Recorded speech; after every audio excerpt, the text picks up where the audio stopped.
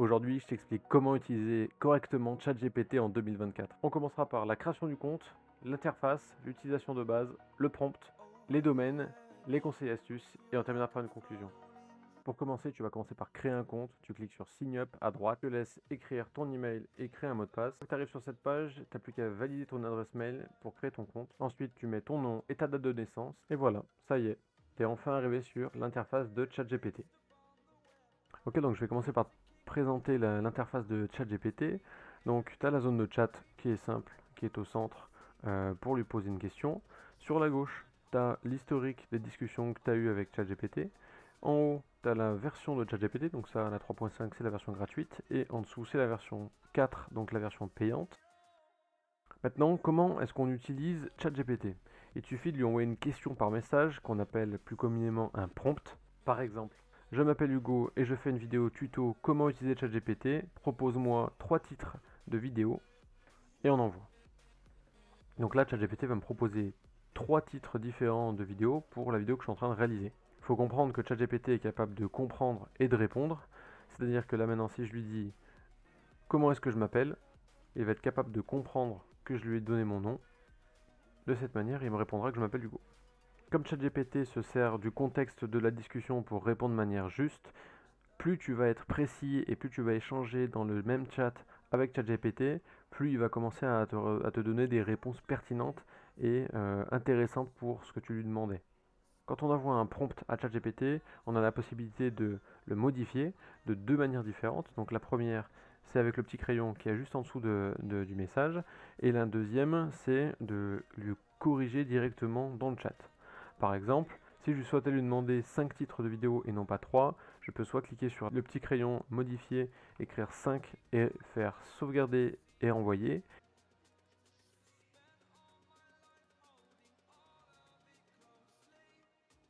Ou alors j'ai la possibilité de le corriger directement avec un nouveau prompt en lui disant propose-moi 5 titres de vidéo.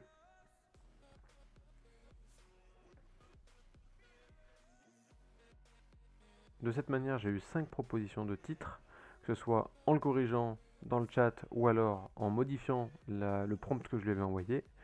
J'ai la possibilité de passer d'une réponse à l'autre avec les petites paginations qui apparaissent après avoir modifié le message, ou alors simplement en descendant dans la discussion pour avoir la suite des propositions.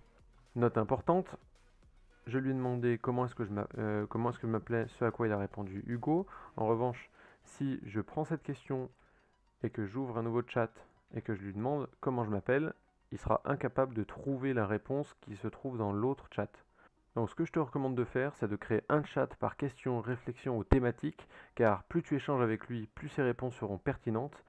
Si par contre tu décides de créer un chat dans lequel tu vas lui demander et des questions techniques et des idées de recettes et des idées de vidéos et de reformuler des textes et des questions basiques, ChatGPT, son objectif c'est de prendre le contexte de la discussion pour te proposer une réponse pertinente. Si tu mélanges tout dans la même discussion, ça aura pour effet de mélanger tout ce que tu lui as donné. Donc c'est-à-dire que si tu as demandé une recette d'œufs en premier et qu'ensuite tu lui demandes des titres de vidéos, c'est possible qu'il te donne des titres de vidéos en rapport avec cette question. Donc prenez l'habitude d'assigner un chat par thématique. Tu n'as pas de limitation dans l'historique et tu as la possibilité, avec les 3 petits points, de supprimer le chat complètement et disparaît. Le prompt. Comment faire pour avoir un prompt pertinent? Dans un premier temps, il faut commencer par dire à ChatGPT ce que vous attendez de lui. Par exemple, liste-moi 3 idées de vidéos YouTube et en dessous, je vais lui donner du détail, du contexte. C'est-à-dire que, par exemple, si ces idées sont pour moi, je vais lui demander de me lister 3 vidéos YouTube dans le domaine de l'IA. Donc voilà, donc là c'est un premier niveau au niveau du prompt. Donc je vais lui demander une liste et je lui donne la précision que je veux que ça reste dans mon domaine. Un autre conseil pour votre prompt, c'est important de toujours écrire français. Donc faites bien attention à ne pas faire de faute d'orthographe, parce que sinon ça peut porter le résultat à confusion. Le prompt n'a pas tellement de limites de consignes, donc vous pouvez en donner beaucoup. Soyez juste clair et concis. Ne faites pas des phrases trop longues, trop complexes, trop techniques. Essayez d'être simple et clair. Plus vous ferez des phrases courtes et claires, plus ChatGPT sera capable de comprendre ce que vous lui demandez. Ensuite, au niveau du prompt, n'hésitez pas à structurer votre prompt pour qu'il soit plus facile à lire et plus facile à interpréter par ChatGPT. Par exemple, vous souhaitez écrire un mail, donc vous allez lui dire « écris-moi un mail ». Donc ça, c'est ce qu'il doit faire pour nous. En dessous, je vais mettre des consignes. Donc je vais lui dire par exemple « consigne de rédaction ». Utilise un ton amical. Signe Hugo formation. Tu tutoies les destinataires. Écris un mail et on va lui ajouter le contenu du mail. Contenu, non, on va mettre mieux objectif du mail. Souhaiter une bonne année 2024 à mes amis. Et ensuite on envoie. Donc là on voit qu'il a respecté l'objet du mail, donc bonne année 2024. Il reste sur un ton amical car il utilise salut tout le monde et il signe Hugo Formation. Donc il a respecté les conditions, l'objectif et la tâche que je lui ai demandé. Ensuite, ce que vous pouvez faire pour améliorer votre prompt, c'est préférer faire un prompt simple au début et affiner-le avec la suite de la discussion. Par exemple, l'objectif n'est pas de faire un mail en un seul prompt et ne jamais avoir à ajouter un deuxième prompt pour avoir le résultat attendu. Par exemple, si je trouve que ce mail est trop court, je vais lui dire raccourcis ce mail. Et là, il va comprendre que je parle du mail du dessus et il va le raccourcir.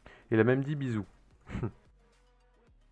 Dans quel domaine est-ce qu'on peut l'utiliser? Je t'ai fait une carte mentale pour te montrer toutes les possibilités d'utilisation de ChatGPT, sachant qu'il est mis à jour régulièrement. Il peut t'aider sur des tâches de création, de rédaction, de traduction, de résolution de problèmes et même de développement. Je te laisse lire ces différents points pour que tu puisses débloquer ton cerveau sur le niveau d'assistance qu'il peut t'offrir. Pour récapituler, entraîne-toi à rédiger des prompts simples, clairs et concis. Commence par ta demande. Par exemple, rédige un texte, trouve des idées de titres, liste-moi des recettes. Puis ensuite, donne-lui des consignes et donne-lui du contexte si ta demande en a besoin. Sur le marketing digital, pour une vidéo sur l'IA, avec un ton professionnel, rapide et équilibré. N'hésite pas à lui demander d'approfondir certains sujets. Considère-le comme un assistant ultra compétent qui n'attend qu'une chose, te rendre service. Tu peux lui parler normalement et il comprendra. Ne sois pas vulgaire ou grossier et écris sans faute d'orthographe ou abréviation. Pour conclure, utilise ChatGPT de manière régulière, entraîne-toi et apprends à communiquer avec lui. Si tu veux passer au niveau supérieur, je t'invite à cliquer sur le premier lien en description, tu y trouveras mon e-book offert, le guide des 6 règles fondamentales pour améliorer ChatGPT. C'était Hugo Formation IA et je te dis à bientôt.